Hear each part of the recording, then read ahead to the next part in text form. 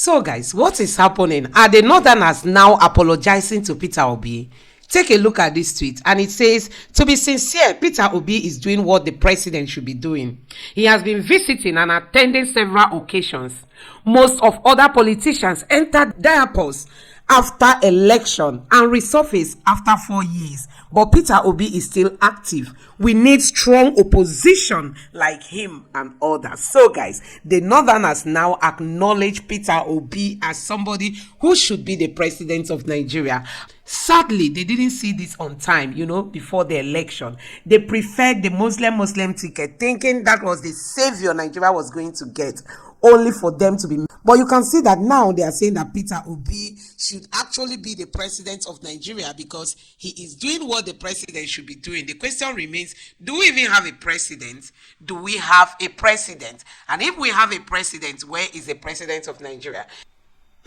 So without much waste of time, Peter Obi attended the birthday ceremony of Mr. Patutomi, and he gave a speech there as usual, and you need to listen to Mr. Peter Obi's words of wisdom. Each time he speaks, you feel like you shouldn't stop listening to him. So listen to what Mr. Peter Obi said during that occasion. I wasn't part of this. So I'll just say happy birthday to Pat and continue to learn. And I've learned a lot. I want to thank you very much. My only little contribution, which will be less than 2 minutes, is that I agree with Senior Alfred. There must be a deliberate government, fiscal and monetary policy to drive what we're talking about today. And I will stand by dismantling corruption. Corruption kills 3 things that makes a society. It kills entrepreneurship. Nobody thinks in a corrupt country. There's no entrepreneur in a corrupt country. Any country where people in government are richer than businessmen, manufacturers, it will not survive. Government people all over the world have lived and established a small business in the UK. Every year, I get a letter from the Queen and the Prime Minister because my business is turning over £5 million. In my place, in all my business in Nigeria, I've gotten a letter from a local government chairman. It doesn't count. When I was a governor, and I'm happy because Karen is here.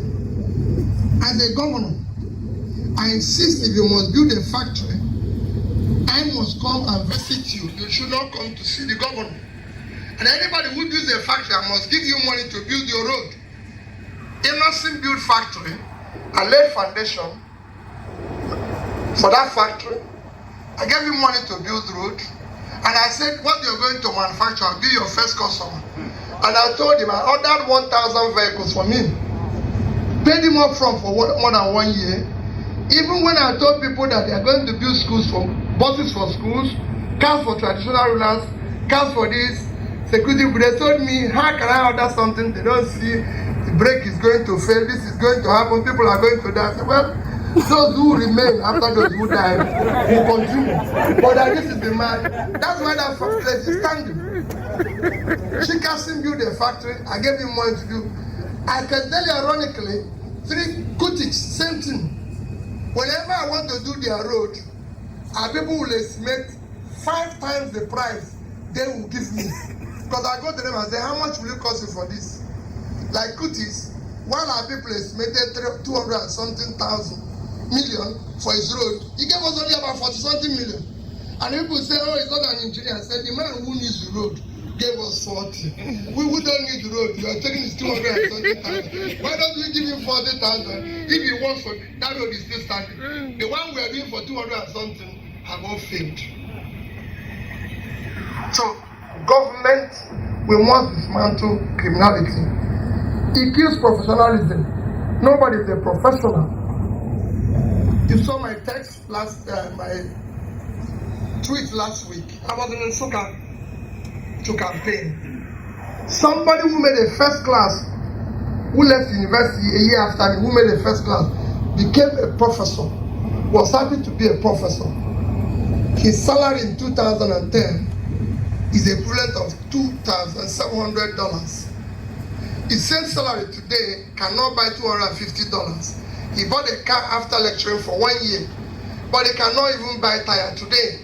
And he was asking me if he can become SA to a member of House of Rep that I came to campaign for. And I said, how? He said, he's paid 400,000. The SA to the man is paid 12 million. No country can survive with that. There's no entrepreneurship, there's no skill with that. You can't. Corruption kills hard work. So we must dismantle the corruption and get people for their talent, their skill, their energy to earn what people's talent and hard work must give them the opportunity. And I believe that what we're listening here will work. But we also need to get government involved. What we're saying here now, there's no government person involved. They don't listen. They don't go for lecture. I've been in that space, so I can tell you, nobody in government goes to where there's lecture. It's a waste of time. They go to where they party. Simple. Oh my God. And no country works like that. They should be listening to the skills. They should be respecting the Koskaris, the friends, the everything. The keynote speakers from the states, you know what it means. People come to visit you. Government people, governors invite you. Yeah, no, you go and beg for governor, queue up, stay in their waiting room for hours. Hi guys, today is my birthday, celebrating 67 years. I've never had a birthday as good as this. First, this is my good friend. It's also his birthday. Everybody knows him, Dr. Pat Otomi. He's celebrating 68, I'm celebrating 67. 1 year young, older than me. And I've met Your Excellency, obviously Dr. Peter Obi. Mister. Doctor. You know, people call me doctor also. You know why? Because you create an impact. That's what doctors are meant for. I think if there was an accolade bigger than doctor, you should be called. Because to say that we're very proud of you, but I do mental health of youth. That's one of my passion, create impact. I have a foundation and mainly investing 1% of my revenue into youth development. So I want to say something to the global youth. Just tell them about the future of Nigeria and the whole world. I've always said that the greatest asset of Nigeria today is its youth. They're very energetic and very talented. All they need is a critical government support to be able to live in an environment to develop their talents, apply their energy and everything. And that is why for me, governance should be focused on them. Great. That is the people we're going to use because they have the productive age. So when we talk about production to consumption, this is the age of production. And they have what it takes to do it. And I wish you all the best. And I assure you my commitment, and I'm sure of a lot of people, including my friend, Mr. Kaf, I'm sure with Mr. Mustafa, is to create that environment for that participation. Thank you very much. This is what I tell you about Africa. There's a lot of hope. We haven't lost hope. There are opportunities. Forget about the challenges. Here I am as a Gambian. I'm jumping into Nigeria. Me, I'm not jumping outside. I'm coming here from to Nigeria. So please, all those of you who are trying to lose hope, please don't lose hope. There are great opportunities. Leadership must be changed. As long as we have good leadership, we will get there. Thank you very much, Your Excellency. Thank you very much, Pat. One last word. Pleasure. Tap himself doing the things we always said we should do, making Africa work. Tinubu's government is failing by the day, and the reasons for this failure is known to these politicians, but they don't have the political will, to touch those areas because it's going to affect them. Listen to this man speak. Naira to $1. As at the closure of market on Friday, market moderated at about 1,450 Naira to $1. From Wednesday, Thursday high of 1,575 Naira per dollar, which is a very good approach. But like I said, it's intervention. It's interventionist in nature and does not tackle the root cause of the matter. What they've done is what we call opiate or elixir. We need to tackle the source of the problem, and which is the dollar illiquidity in the markets, the lack of the paucity of supply of the dollar compared to the demand. And that comes also to the physical side of the market. As of today, people have complained. I don't want us to complain. We need to look forward. The deregulation of downstream oil and gas sector and removal of subsidy was a good decision. The margin of the foreign exchange market rate to avoid the arbitrage window that created the rule for the criminality that happened between 2015 to 2023 was a good one. So what do we do to rescue? Of course, like Nigerians said, most Nigerians have complained, galloping inflation and other things. Now, let us look even back to history. Buhari became president May 29, 2015. We need to understand the root cause of our problem before we can provide credible solutions. Buhari inherited foreign reserve of $29 billion. Between 2015 to 2023, total import volume of Nigeria was $451 billion. Go and check the records. Total export received was about $406 billion. Buhari and co borrowed over $32 billion from 2015 to 2023 when he handed over to Tinubu, because as at June 30th, 2015, external debt position, total federation was $10 billion. Buhari left at $43 billion to Tinubu. Foreign direct remittances was about $168 billion that came into this country within those 8 years. So if you look at the net dollar inflow and net dollar cash flow, outflow, there is no way Naira will have lost over 600 Naira to $1 under Buhari, and now galloping at what Tinubu is experiencing today was the foundational recklessness that was led under Buhari. And Nigerians are not asking the right question. I will explain to you, Dr. Bati. This is the truth. The 23.2 trillion Naira that was printed and handed over to Buhari and co by MFL is at the root cause of what we are experiencing today. Remember in 2018, Obaseki cried out and they lampooned him that printing Naira and handing over to Buhari and co without any project tied to it will lead to where we are today. See, the truth is, and I also want this to be on record, the CBN, they are doing their utmost best to intervene. Interventionism will not solve the problem. The problem lies at the root cause of it. Between 2015 to 2020, there was a bazaar in Nigeria. In fact, Tinubu should go back and do what Obasanjo did when he became president. Obasanjo hated the worst economy, worse than what Tinubu hated. Obasanjo went after those that took away our dollar out of Nigeria. He called the Abacha family to question and they negotiated. Most of the processes are still being enjoyed by Nigeria. Tinubu should develop that political will and call the practitioners that worked under Buhari for 8 years. We are talking about over $100 billion that was taken out of the economy. That is where we are. Because if you look at the net dollar inflow into Nigeria over that 8 years and net dollar outflow, there is no way we would have been where we are today if not for the criminality and the corruption that we experienced within that period. Obasanjo came to power and left after 8 years. Naira lost only 38 Naira to $1. Jonathan and Yar'Adua came to power 2007 when the official rate was 124 and left at 199.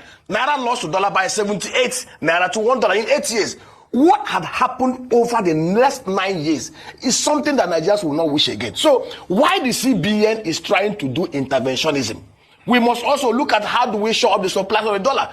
Under Sanusi, Lamido Sanusi, under Charles Oludo, there's no country that actually have a free flow that is not managed. Even China intervenes in their foreign exchange market. America intervenes. But you can only intervene when there is liquidity. Sanusi was able to intervene because there was liquidity. Oil proceeds were being paid into the accounts. Today in Nigeria, output was 2.5 million barrels in 2011. It came down under Buhari and had not recovered. Under Buhari, Mele Kyari in your studio told Nigerians that we lose $1.9 billion of crude resources to inefficiency and theft every month, which is $22 billion annually. Up till today, nobody has accounted for those losses. Nobody has accounted for those thievery. And as long as we do not have liquidity of the dollar, which is 90% controlled by the physical side of the market, see, whatever the CBN is doing now is just like moderating the galloping. If we do not fix the physical side, stop the oil theft and criminality that is, stop the cost of governance that is overbloated, stop the MDAs and the governors from taking fat jack and pursuing dollar and providing security that will allow Nigerians to go into productivity of this economy. I tell you, what the CBN has done very good is just to moderate it. If we don't fix the supply side of dollar by tackling the physical side, which is 90% the problem of Nigeria, after this moderation, it will go to 2000. Mark it Tuesday. Wow. That sounds ominous, but it's a possibility in Nigeria. So guys, you have seen it for yourself. What we have today is a total disaster. I mean, a total disaster. Do you even know this Yoruba actor who they said stripped himself naked during the election, campaigning for Tinubu, telling Nigerians to vote for Tinubu? He has come out to openly, denounce Tinubu, apologizing to Nigerians that he helped in bringing this disaster. So guys, that is the country we have at the moment. People are regretting. For those of them, the few that voted for Tinubu are now regretting voting for him, because we know Tinubu told us after the election, I know most of you did not vote for me. INEC gave me this mandate. INEC selected me. So we know, he knows many people didn't vote for him. And this man is one of the people that voted for him. He has come out to apologize to Nigerians for bringing disaster. And that's not just all. There was a protest yesterday in Niger State. As if that is not enough, a protest is currently happening in Kano State today. So that government will hear their cry. Now it turns out that the deputy governor went in to try and address the crowd, telling them, listen, we actually do hear you. It's not that we don't, but they heckled him, saying, nope, no way, not so, in disagreement of what went on. So the deputy governor of the state, Yakubu Garba, tried to address them. He said government is working to reduce the cost of living and the consequences of fuel subsidy removal. Remember that, but they will not have it. So this just raises lots of questions as to the palliative, the billions, about 2 trillion that the state government had received the first instance. What impact is it having? So if they're protesting like this in Niger State, there's certainly more questions that the governors now have to, because what we've seen over time, chances are that there could be a copycat scenario in some other states. So if Niger State is doing this, other states got to be aware. It's interesting that the women were the ones that said to have started this, and you can see that there are lots of young people who have also joined in the protest. You can see a lot of young men right here, and it's interesting that they're not even listening to someone as high up as the deputy governor. It tells you just where the people are at in terms of the pain that they're currently feeling. If government is working, it needs to show it's working. It's not just a question of just saying it now. People need to feel it. People need to be able to see the hope on the horizon. So this is the situation in Niger State. We're hoping it doesn't spread. We're hoping that this will be contained. We hope that it will just be a protest. The people have a right. It is their inalienable right to, protest and let their voices be heard. It will not be a surprise if it happens elsewhere, but we hope that it will be something that will be done peacefully and will not lead to the loss of any lives while this is on. And actually very important that this is looked at very carefully, because Niger State is one of those states where if you don't check a situation early, it actually gets worse. And we're seeing a lot of young people here. Remember Niger State of terrorist attacks recently? And neighbors us here in Abuja. It's a very crucial state, a very large state, a very massive population. And this situation has to be looked at very carefully and addressed very smartly by the state authorities to ensure that it doesn't turn into something else. But of course, right there, we're seeing disgruntled young people who are asking for better governance. And if you ask me, Kayla, if you look at the fact that, young people, these young men whom we're seeing on the streets, and even women, and Niger State is known to be a largely agrarian state. Niger State has massive land capabilities that can feed this country. It's right in the middle of the north-central region of Nigeria. People are unable to go. So guys, you can see it for yourself. Honestly, the northerners are bearing this hardship the most, because we know many of them are not skilled.